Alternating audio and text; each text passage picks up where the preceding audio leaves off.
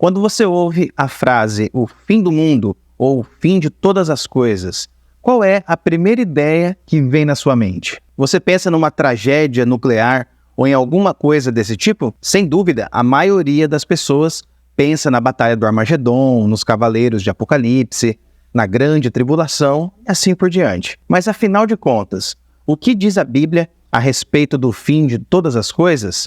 Como que devemos entender essa expressão?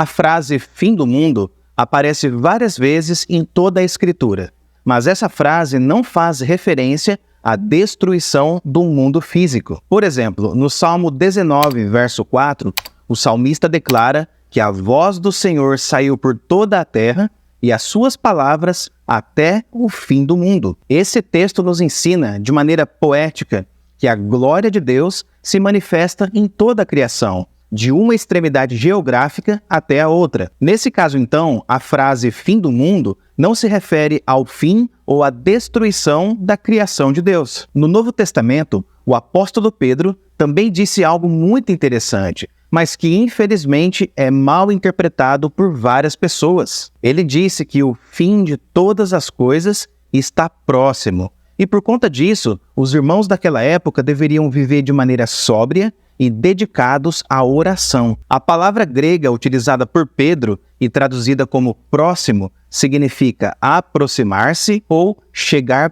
perto. Esse termo é usado na Bíblia e também em obras gregas antigas para descrever a ideia de algo se movendo em direção a outra coisa. Em Apocalipse, João disse que o tempo está próximo.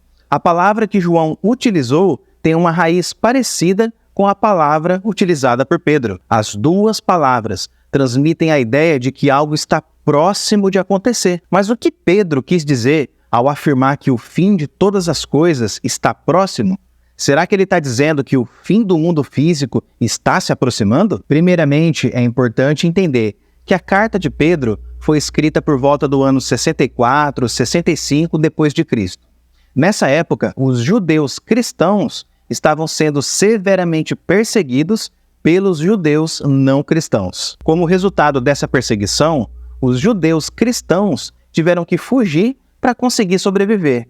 E diante dessa realidade de sofrimento e perseguição, Pedro escreve para eles dizendo: o fim de todas as coisas está próximo. Poucos anos depois dessa afirmação de Pedro, aconteceu a Primeira Guerra Judaico-Romana, que causou a destruição de Jerusalém e do templo. Ou seja, poucos anos depois, aconteceu o julgamento dos judeus perseguidores que eram inimigos do Messias e dos cristãos. Isso significa que Deus colocou por terra tudo aquilo que fazia parte da religião judaica.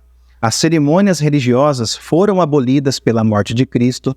No ano 70, o templo foi derrubado e mais de 1 milhão de judeus inimigos de Cristo foram mortos pelos romanos. E dessa forma, o farisaísmo, que transformou a lei do Antigo Testamento num sistema de obras de justiça, foi totalmente eliminado. Por isso, quando Pedro disse que o fim de todas as coisas está próximo, ele estava se referindo ao fim do templo e das cerimônias, ao fim do sacerdócio levítico e ao fim do sistema religioso judaico. Pedro estava dizendo que o fim de toda a economia judaica, a antiga aliança, estava se aproximando e logo tudo isso iria acabar. E de fato, foi isso que aconteceu. Cristo colocou um ponto final em todas as coisas. Ele acabou com o mundo antigo e inaugurou um mundo totalmente novo, uma nova aliança que jamais terá fim. Pela fé, e somente pela fé em Cristo, nós temos acesso direto a Deus. Não existe nenhuma condenação para aqueles que estão em Cristo Jesus. Mas atenção, não basta saber que a nova aliança foi estabelecida por Cristo. É necessário nascer de novo e é necessário crer em Jesus como o verdadeiro Filho de Deus. Depois que isso acontece, nós somos perdoados, justificados e recebemos a vida eterna.